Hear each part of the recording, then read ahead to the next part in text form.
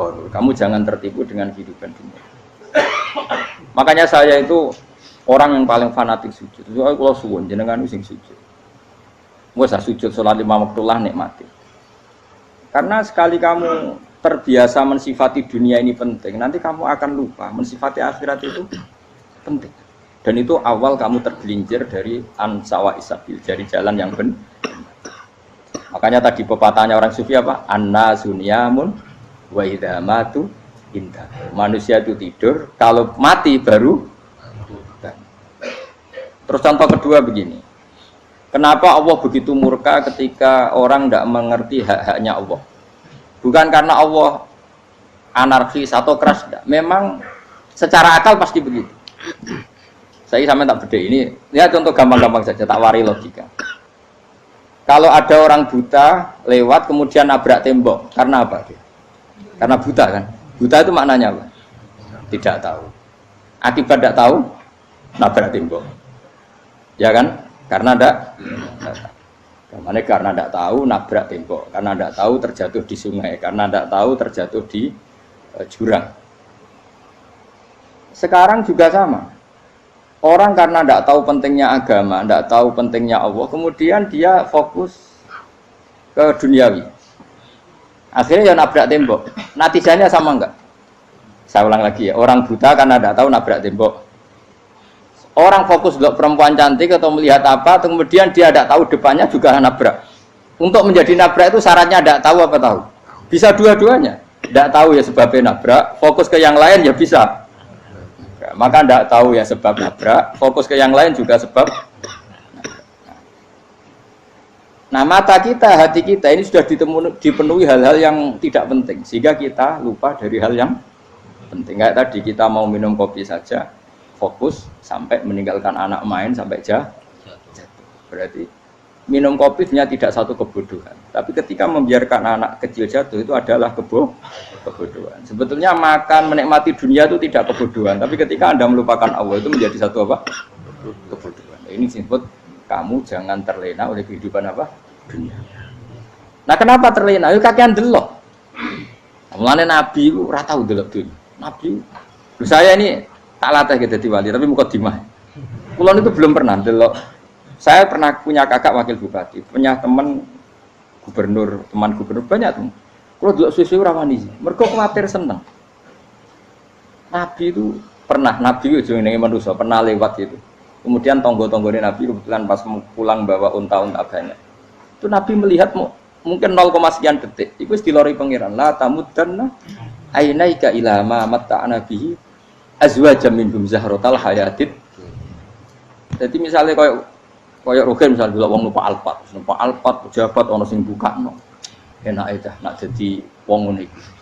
Kalimat itu direkam oleh Allah bahwa Mustafa pernah ngomong enake jadi wong iku numpak Alphard ono sing bukakno. Tapi kan tetap kirim. Sehingga nanti di akhirat kalimat itu direkam misalnya nanti ternyata yang numpak Alphard misalnya nyuwun sewu misalnya yang numpak Alphard tadi tetap di neraka, kamu ya ikut di neraka. Karena dia menikmati Alphard lali akhirat. Kowe yo ngangen-angen kepengen seperti itu. Maka poinnya sama. Kalau pun rokok bareng. Terus ada orang sujud di musola, melarat sujud. Kowe gak pernah enak dadi wong iku. Padahal sujud itu yang menjadi orang masuk surga. Terus kowe ditakoki ning akhirat. Kowe tahu angen-angen dadi wong sujud mboten nate. Tapi kowe tahu angen-angen mewah nate.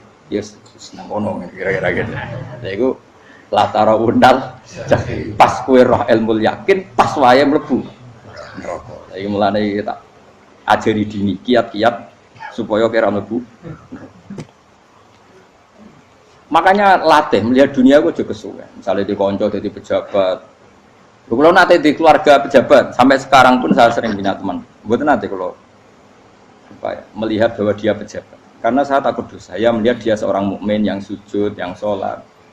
Saya bodoh sekali kalau melihat dia pejabat. Karena itu tidak ada artinya di akhirat. Saya sampai sekarang yang saya melihat presiden orang yang mukmin, sehingga saya harus hormat.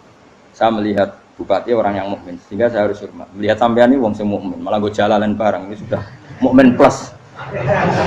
Jadi rasa tiga kartu pinter gue jalalan. Jalalan gudel bisa gaya bisa. Gudel lu rano mana nih? Oh anu keangger wong bisa maca kitab kok. jos lah. Jadi saya ulang lagi ya. Makanya saya itu nanti kalau sampean alim sudah kayak saya, itu pasti nggak kagum sama sahabat. Sahabat itu, apalagi Rasulullah ya tentu. Sahabat dulu aja yang gampang ditiru. Sayyidina Umar ketika ditusuk oleh siapa? Abu Lu'lu' siapa? Al-Majusi. Abu Lu'lu' itu seorang Majusi. Dan Umar itu orang pendendam. Dia orang pendendam. Tapi tentu karena dia orang baik, ya pendendamnya hal-hal yang baik. Coba kalau kamu ditusuk orang itu dendam nggak? Kira-kira sebagai manusia kan dendam. Itu tanyanya begini sama yang ya taruh sekarang orang dekatnya. Yang bunuh saya tadi siapa? Itu Abu Lu'lu' Al-Majusi, Hulamul Muhirah. Dia budaknya Muhirah.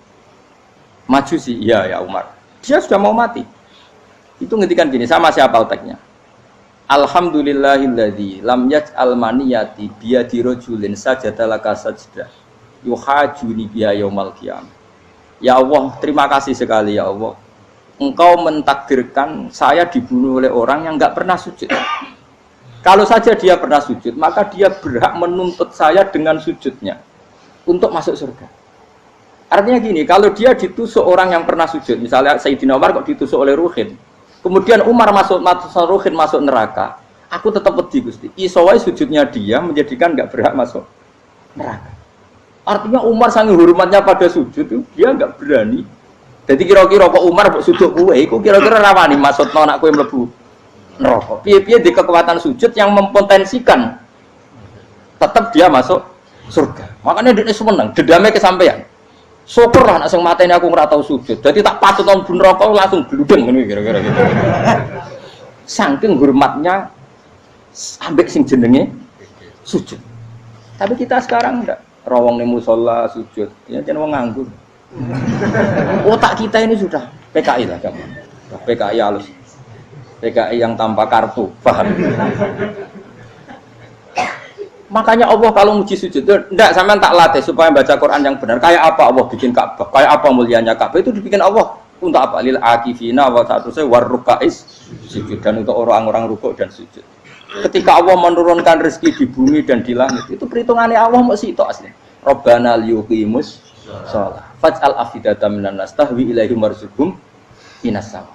Gusti, ben nak sujud ku kuat. Piye-piye menungso nak ramangan ra kuat. Nak is kuat dia tenaga yo ben sujud. Liyuqimus shalah. Ketika Allah muji orang baik, atta ibunal abidunal hamidunas saihuna satrusé arraqiunas sajid. Yang rukuk yang sujud. Karena tadi ketika nanti Anda di akhirat, kenangan terbaik Anda di dunia itu hanya sujud. Liane itu, coba misalnya kena akhirat terus video disetel sih, pas kongkoi ini perapatan, bariku ngelamonem disetel, jadi pegawai negeri, ngayal gajinya sakmene, engko sakmene gue ayo, wan terus rekam kabeh, oh rai sini wong, terus tokoh idola sing duwe wadah, sing tumpakane Alfa, di sekretaris saya, iku mbok neng utakem iku berpuluh-puluh tahun. Dan itu jumlahnya poinnya misalnya 100.000. Bareng idol anu Kanjeng Nabi mau 10%, cuma gayanya mau coba sholawat, tapi sebetulnya agak tahu bayang ini miskinan Mbak Amit nih miskinan. Gayanya mau coba sholawat tapi teke ora tahu kepengen melarat koyo. Itu direkam. Makanya dari Habib-habib sing alim-alim niku almar'u ma'aman ahabba hada targhib wa tarhib. Kita ini kan sering dimotivasi mubaligh. Mubaligh itu kan saya naik dewi nak ngomong, harus pokoknya seneng Nabi swarga. Dari Habib-habib sing alim nak ngritik, masalahnya dawe mu almar'u ma'aman ahabba. Wong dibarno wong sing diseneng. Apa kamu bisa menjamin seneng Nabi saudure seneng wong-wong itu? Jangan-jangan kita lebih berkeinginan seperti orang tertentu yang kaya raya, yang terkenal, yang hebat. Meskipun kowe lesane muni seneng Kanjeng Nabi. Jangan-jangan status cinta kita terbukti ke orang itu. Iya toh, misalnya gambarnya pasang neng kamar, wah, partai, uang, kuasa. Terus, kue nyumbang masjid nyuwun sewu mau 50.000, tapi bareng nyumbang untuk kemenangan orang itu 10 juta. Nyebut uang itu satu hari 100 kali, nyebut Nabi pendak sholat. Warung dihitung, dipoling mbek malaikat, disurvei buat dipoling orang pokoknya. Dengan cara begini, status senangnya orang ini ke siapa? Ya, ono pengajian sholawatan nyumbang 50.000, nanggo pemenangan 1 juta. diundang hayya ala sholah mlaku ngenteni komat. Tapi nak diundang acara kampanye teko ngarep sedurunge 2 jam misalnya. Baru sekian di polling, terus kadar cintamu ke siapa coba?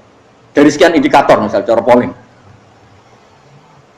Jangan-jangan diputuskan lebih seneng ke itu. Ya sudah almarhum aman. Apa? Makanya kata orang-orang alim almarhum apa? Orang itu terserang disenangi. Masalahnya kita tidak ada jaminan lebih seneng Nabi. Ya orang ada jaminan ya saya aman misalnya. Hitung dewi-dewi, rasa menang terus kok wedi dosa, wis kadung dosa iku wis kadung. Makanya Sufyan Ats-Tsauri itu dadi wali ku mangsa mergo ibadah akeh mboten. Sufyan Ats-Tsauri gurunya Imam Syafi'i. Dadi wali itu sederhana. Sama tak ceritane orang-orang jadi wali dengan cara yang sederhana. Tapi kan niru copy paste ya, artinya ora apa ya KW lah. Kalau niru enggak apa-apa, tapi KW kebaikan. Sufyan Ats-Tsauri itu ditanya, "Kenapa kamu sedekat itu sama Allah dan Anda keramat?" Jadi resepnya begini, Pak.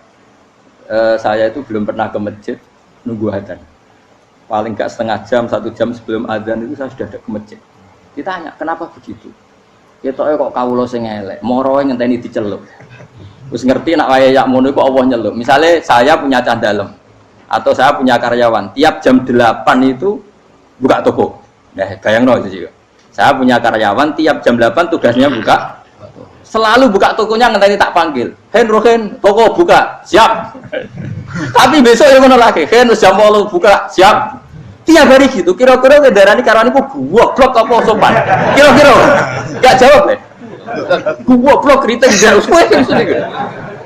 Nah, Sufyan Ats-Tsauri tidak mau gitu. Wis ngerti nek Allah yang ngono wayahe manggil. Dadi ya kerja malu wis ning kono. Dadi nek Allah hayya ala sholah pun Gusti. Hayya ala sholah pun penting mriki. Iku sudah dadi wali. Oh, iku saya buat tiru tapi KW lho. Enggak masalah, tapi ini kan resep no. Lho mangkel lo gak kira-kira. Ana karyawan tiap jam 8 kon buka toko. Selalu marane ngenteni di panggil. Jadi wali dulu tuh punya cara muamalah sama Allah tuh luar biasa. Ya ora usah mbok tiru terus kemen dadi wali wis ra iso kadung salah. Biasa wae. Aku lah nganti saiki ya biasa wae. Aku mau masjid ngenteni mekumat ya biasa wae. Tapi aku kan iso dadi wali lewat jalur liya lah aku ya. Jalurku kan akeh.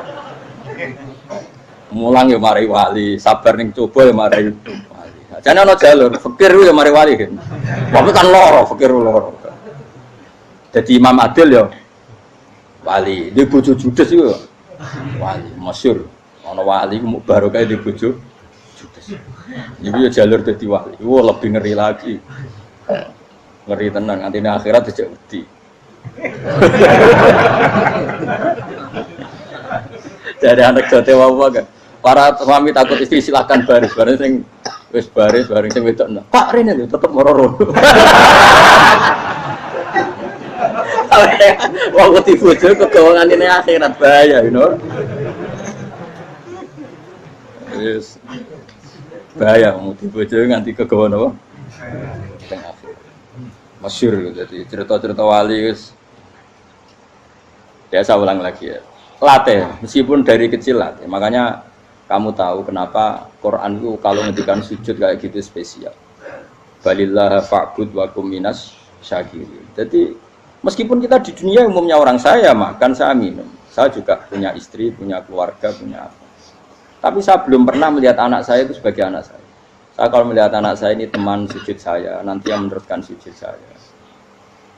Saya tenan kulon bolak-balik ditanya istri saya dan agak-agak marah. Gus Pak, kenapa kamu hormat sama anak sampai gitu? Kalau nanti manja gimana? Kalau terlalu manja, saya bilang itu udah anak saya. Itu nanti yang meneruskan sujud saya, meneruskan rukuk saya. Saya nanti pasti mati dan saya butuh di bumi selalu ada yang sujud sama Allah. Dan itu yang paling dalam otoritas saya itu anak saya. Orang lain itu enggak dalam otoritas saya. Jika kita melihat anak itu ini penerus sujud saya, penerus rukuk saya. Kita enggak sudah duniawi sekali. Rumah tanah, anak tua ben di rumah. Kapitalistik. PKI lah pikirannya yang ngono, Cina yang ngono. Wong fasek-fasek ning dalan yang ngono. Kowe nggawa jalalan ngalor itu pakai cek ngono. Jadi dulu itu kalau para nabi donga fahab li milladunka waliya yarithuni wa yarithu min ali Yakub, seorang turunan yang meneruskan tradisi sujud, tradisi. Sehingga ulama-ulama dulu kalau dongakno anake ya min ahli sujud, wa min ahli Quran, wa min ahli sunnah napa? Enggak apa-apa, kowe seneng donya gak apa-apa. Ora usah tak warai wis seneng dhisik. Paham? Dadi iki ora usah. Ora usah cara Gus Bak ra apa-apa. Ora usah tak arani ra apa-apa wis mbok lakoni. Makanya kula suwun sangat. Sujud itu luar biasa. Nanti kamu di akhirat kenangan terbaik Anda di dunia adalah pernah apa? Sujud. Bayangkan kalau itu jadi orientasi Anda. Anda berpolitik, cek melok partai Gerindra, cek Golkar, cek PDI supaya jadi penyuara sujud tidak dilarang di Indonesia karena umat Islam mayoritas. Saking mayoritasnya sampai pejabat rasolatnya rawani. Beberapa pejabat rasolat bakal dipilih. Itu berarti kamu berpolitik niat bikin satu pressure supaya standar orang benar adalah sing nopo sujud itu ya benar. Kok yang kaya kerja biar bisa beli tanah untuk masjid. Yang orang miskin ikut menopang supaya masjid itu berdiri. Semuanya orientasinya menuju apa? Sujud. Jadi tidak sujud itu harus jadi wong khusuk sing goblok terus sujud terus. Tahu-tahu negara dikuasai komunis misalnya. Terus akhirnya sujud gila. Termasuk menciptakan satu suasana Islami di negara ini juga berarti menciptakan keberlangsungan sujud. Karena dengan suasana Islami berarti sujud tidak dilarang bahkan dianjurkan dan sebagainya. Ini penting saya katakan karena kalau tidak diingatkan ruwet. Nabi itu pernah punya anak dalam. Anak dalam itu setelah mau boyong terus santri itu ditanya, kamu minta apa sama saya? Ya Rasulullah kasih waktu 1-2 hari mau saya pikir. Karena yang menanyakan orang yang sayyidul awalin wal akhirin setelah sekian 2 hari, minta apa kamu?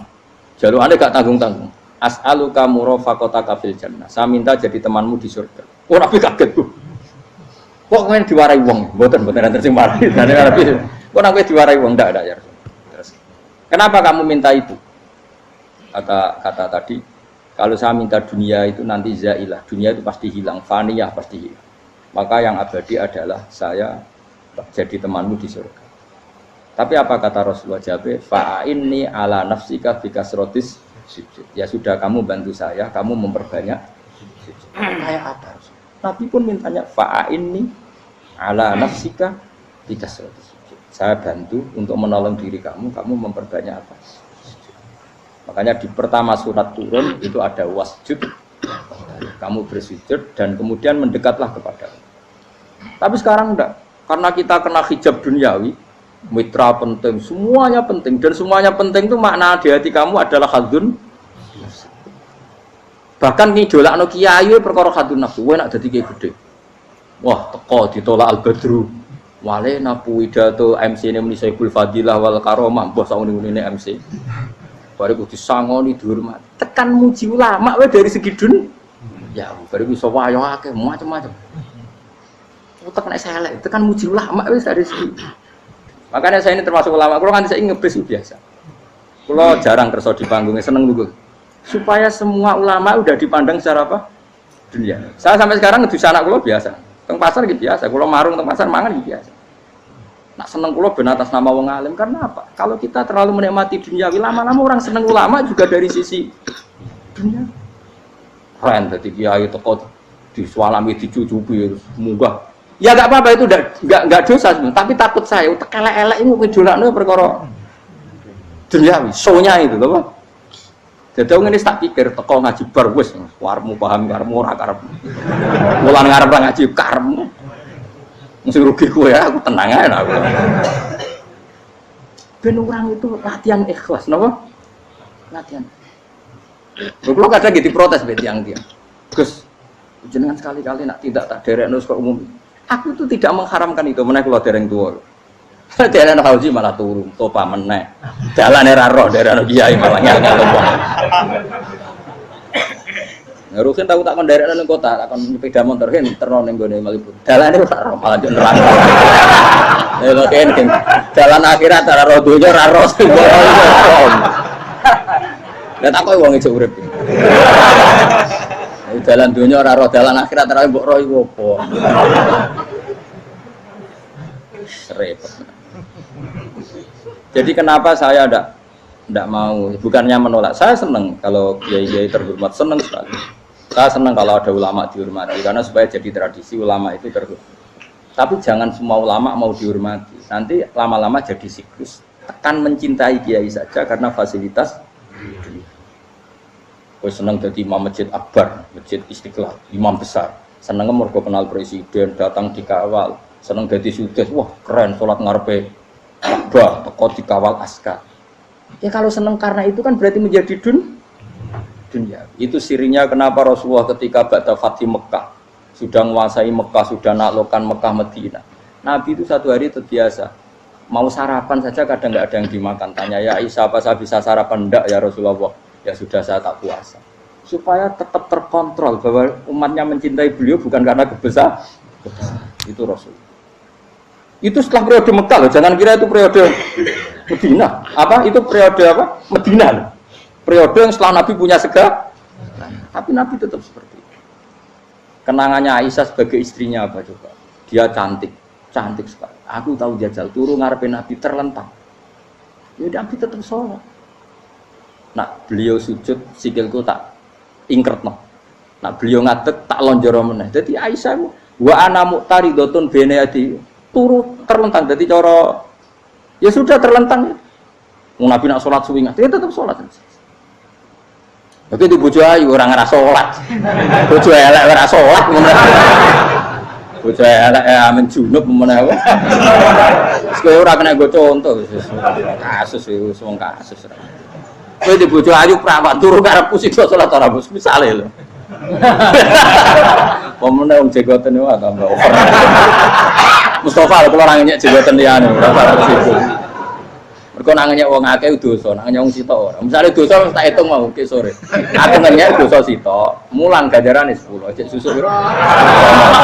Cek surplus orang dagang cek. Cek badi. Iku ana adene ra ikhlas. Ora ikhlas aku yo ora ikhlas ilmuku, malah lara. Malah ngerokok ping 13 sebenarnya. Makanya ini dipikir ya, saya ulang lagi, harus dipikir secara matang-matang bahwa kita tidak boleh terlena oleh kehidupan dunia. Menjadi bodoh kan Anda minum teh, kemudian anak Anda jatuh di pinggir Anda. Paham ya? Nah sekarang menyangkut mukjizat. Ini masih tentang ayat ini, nanti sampean tahu logikanya. Tak bedain, tidak jawab satu-satu aja. Karena iman sarannya harus tahu. Fa'lam itu tahu. Fa'lam annahu la ilaha. Ketika sekarang telur, saya memberitahu misalnya, telur ini udah dipitik, cara kowe mungkin tor. Ayo jawab satu-satu. Mungkin kan? Tapi pertanyaannya, saat telur menjadi pitik kemudian mungkin, dan ayam ini bisa terbang, bisa selingkuh, bisa punya anak turun, itu menjadi mungkin itu kan kamu pun tidak ikut menciptakan. Ikut gak kamu menciptakan telur menjadi ayam? Tidak kan? Kan di luar kudrah kamu, di luar kemampuan kamu. Tapi kamu bilang itu mungkin. Ada onta yang buting, yang sudah hamil sudah. Kamu bilang nanti onta ini mau punya anak dan anaknya nanti bisa jalan seperti induknya. Kamu katakan apa? Mungkin. Tapi saat Anda katakan mungkin, Anda ikut menciptakan enggak? Enggak kan? Tetap itu kudrohnya Allah. Tetap itu. Maka para nabi itu tidak tahu bedanya antara onta yang keluar dari indukannya dan keluar dari batu. Itu syaratnya jadi nabi, syaratnya jadi wali. Nah, saya kira ono nabi. Makanya Nabi Soleh ditakoki, bukti nak kudroh pangeran ubi. Lah kamu minta apa kata Nabi Soleh? Silahkan ada unta keluar dari batu itu. Nabi Soleh bisa. Ya tenan terus unta keluar dari batu. Terus kamu megawo. Wah kok hebat tenan unta metu kok batu. Jare Nabi Soleh, ya padha karo unta lahir kok indukane. Bedane apa? Ya beda. Lah bedane apa? Metu kok watu kok ya ora melok gawe. Metu kok indukane ya kowe ora melok gawe. Bedane apa? Tapi tak temu kena hijab, ngono niku ana bedane. Cara nabi-nabi ora roh bedane. Lah kula termasuk warasatul anbiya ya ora roh bedane cara. Waras utek kula niku waras. Lho lha yo misale kowe cara iman seperti itu yakin dadi wali. Wes sama amatir-amatir lah wali swasta lah. Pokoke wis dadi wali. Jadi manusia itu lucu, sesuatu yang dia pun tidak bisa. Iku sok bedakno. Kalau telur menjadi ayam mungkin. Sapi keluar dari indukan mungkin, biji padi menjadi padi besar mungkin, tapi nak watu kok jadi biji padi mukhal. Lu saat yang dikatakan mungkin itu apakah manusia ikut memberi? Tidak kan? Ikut menciptakan?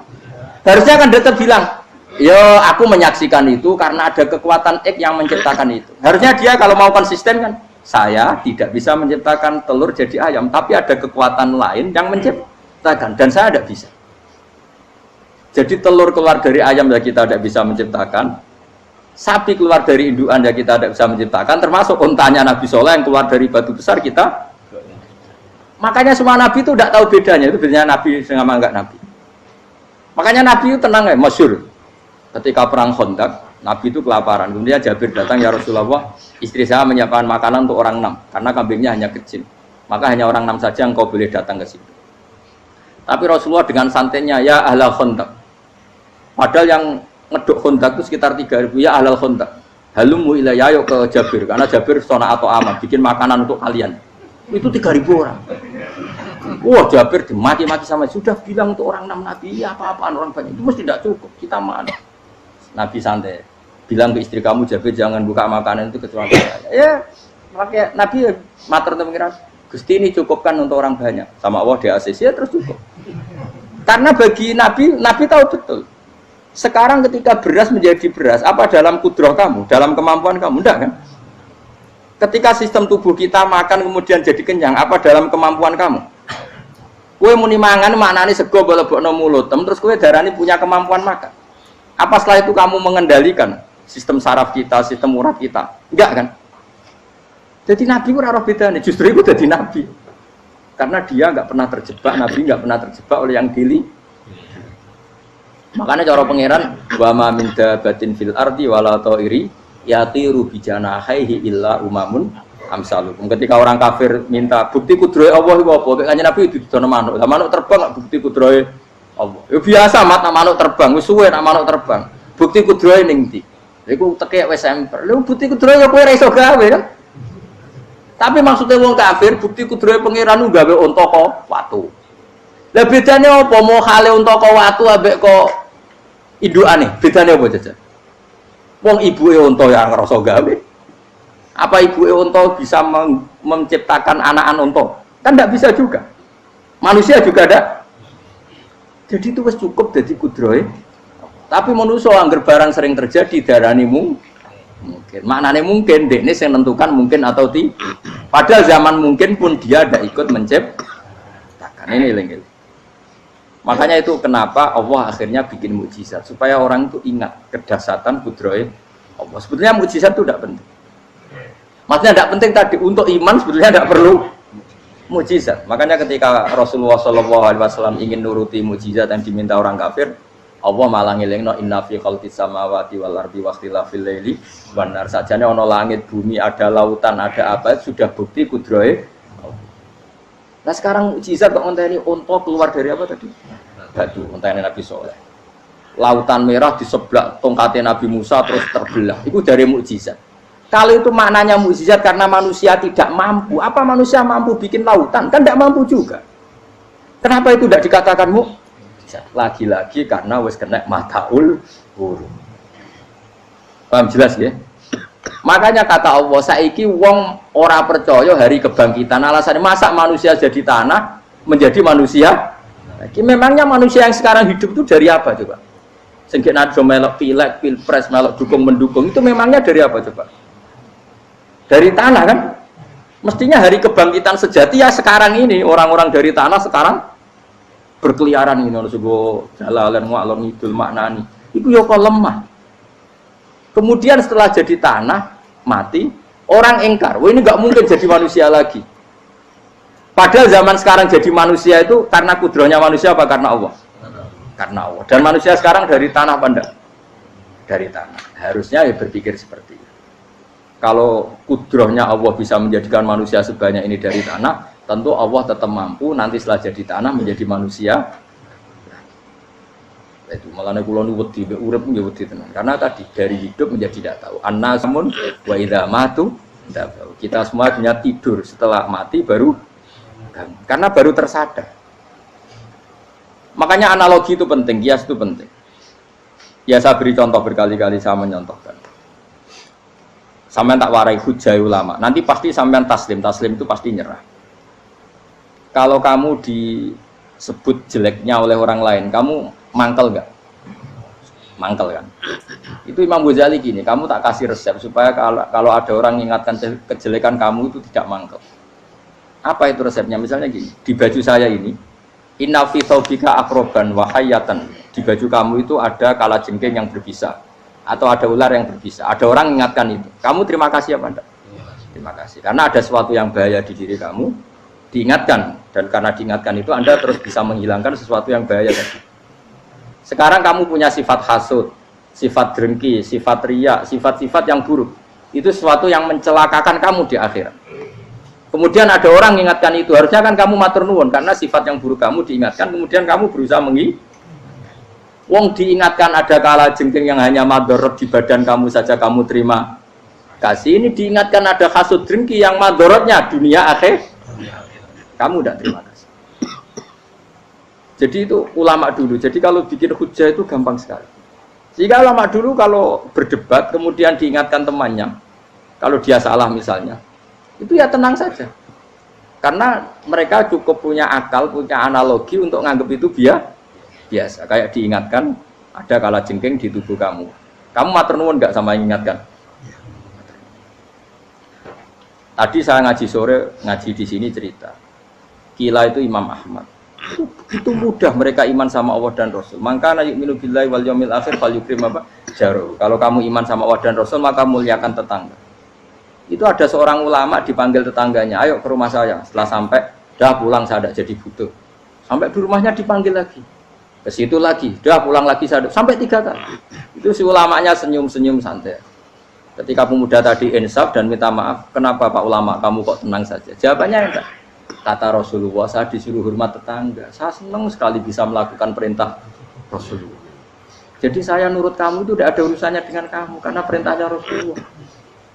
Nangis pemuda tadi. Kalau kita kan enggak, gengsi dong, giambar. Ini kan kita gayanya mulai sunnah Rasul, tapi uteknya jihadun. Nah kalau kamu sudah gitu, tak daftar udah di wali, mbok KPU-nya oleh nyetujui, mbok kapan roh nanti. Daftar. Saya ulang lagi, jadi kamu harus terbiasa dengan kias yang diajarkan Quran ya. Jadi ketika bibijian jadi pohon besar, itu pun kamu katakan mungkin. Padahal ketika kamu katakan mungkin, kamu pun tidak ikut menumbuhkan bibijian jadi pohon asam yang besar. Itu menunjukkan kudrohnya Allah. Artinya sebetulnya kamu hidup semuanya itu hanya menyaksikan kudrohnya Allah tanpa kamu memberi kontribusi. Kenapa kamu yang menentukan mau hal dan tidak mau? Harusnya mau taslim, menyerahkan diri, nak kabeh mau nyekseni kekuasaannya Allah. Itu sing dimaksud Quran apa ya tanazzalul amru bainahunna lita'lamu annallaha ala kulli syai'in qadir wa annallaha qad ahata bi kulli syai'in ilma. Alam raya dibikin variasi kayak gini mau tujuannya Allah supaya kalian menyaksikan kemampuannya. Boleh jelas ya. Makanya ketika ada pangeran, ketika bumi yang sudah mati tak hidupkan dengan hujan, begitulah kadzalikan nusyur. Ya kira-kira seperti itu proses sesuatu yang mati menjadi hidup lagi.